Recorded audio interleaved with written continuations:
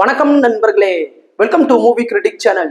இன்னைக்கு நம்ம 1994 Jackie Chan அவர்களோட நடிப்புல ஒரு ஆக்ஷன் காமெடி படமா வெளிவந்திருக்கிற ட்ரங்கன் மாஸ்டர் 2 படத்தோட ரிவ்யூ பத்தி தான் தெரிஞ்சுக்க போறோம்.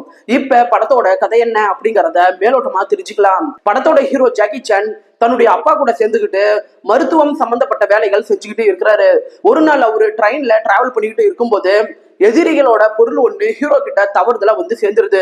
சோ அந்த பொருளை தேடிக்கிட்டு எதிரியோட ஆட்கள் ஹீரோவை துரத்த ஆரம்பிக்கிறாங்க. இதனால ஹீரோ என்னென்ன பிரச்சனைகளை ஃபேஸ் பண்றாரு அப்படிங்கறதையும், தன்னுடைய நாட்டுல இருந்து திருடப்படுற கலை பொருட்களை மீட்க ஹீரோ என்னென்ன பண்றாரு அப்படின்னு சொல்றதுதான் படத்தோட மீதி கதையே.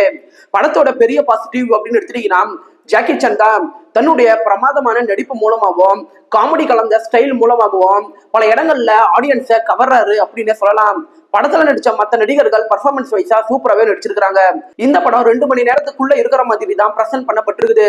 சோ குயிக்காவே உங்களால பார்த்து முடிக்க முடியும். நீங்க படத்தோட ஸ்டண்ட் ஒர்க் காட்சிகளை பார்த்துட்டு ஜாக்கி சானை உங்களால பாராட்டாமையே இருக்க முடியாது. காரணம் என்னன்னா, சிஜிஐ அப்படிங்கிற ஒரு விஷயம் பெருசா டெவலப் ஆகாத அந்த காலத்திலேயே எல்லா ஸ்டண்ட் ஒர்க் காட்சிகளையுமே உயிரை பணைய வச்சு பல இடங்கள்ல அவரு நடிச்சு கொடுத்துருக்கிறாரு. அந்த காட்சிகளை நீங்க பாத்தீங்கன்னா கண்டிப்பா ஜாக்கி சானை பாராட்டியே திருவீங்க. படத்துல வர ஆக்ஷன் சண்டை காட்சிகள் பல இடங்கள்ல சூப்பரா இருக்குது. குறிப்பா சொல்லணும்னா படத்தோட கிளைமேக்ஸ் சண்டை காட்சி, கிளைமேக்ஸ்ல வர ஃபயர் ஃபைட்டிங் காட்சிகள் சூப்பராகவே இருக்குது.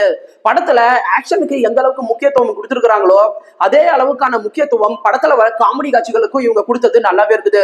குறிப்பா சொல்லணும்னா ஜாக்கி சான் மற்றும் ஜாக்கி சானோட அம்மா இவங்க 2 பேருமே சேர்ந்து பண்ற காமெடிகள் படத்துல பல இடங்கள்ல கிளிக் அவுட் ஆயிருக்குது. திரைக்கதையை பத்தி சொல்லணும்னா பல இடங்கள்ல ஆடியன்ஸுக்கு என்கேஜிங் அப்படிங்கிற ஒரு விஷயத்த நல்லாவே கொடுக்குற அளவுக்கு திரைக்கதையை நல்லாவே ஹேண்டில் பண்ணியிருக்கிறாங்க. படத்தோட குறைகள் அப்படின்னு எடுத்துட்டீங்கன்னா, படத்தோட மிடில்ல மட்டும் கொஞ்சம் ஸ்கிரீன் பிளே டவுன் ஆகி அதுக்கப்புறம் பிக்கப் எடுக்க ஆரம்பிக்கும். மற்றபடி படத்துல பெருசா குறைகள் அப்படின்ட்டு எதுவுமே கிடையாது. ஒரே வார்த்தையில சொல்லணும்னா இந்த படம் உங்க டைமுக்கு ஒர்த்தான ஒரு சூப்பரான படம் தான் இந்த படம். இந்த படம் தமிழ் டப்பிங்ல இருக்குது. படத்துக்கு 10க்கு 7.5 கொடுக்கலாம் ரேட்டிங். விருப்பப்படுறவங்க பாருங்க. இந்த வீடியோ உங்களுக்கு பிடிச்சிருந்துச்சுன்னா லைக் பண்ணுங்க, சப்ஸ்கிரைப் பண்ணுங்க, ஷேர் பண்ணுங்க, மறக்காம பெல் பட்டன் நமக்கு மறந்துடாதீங்க.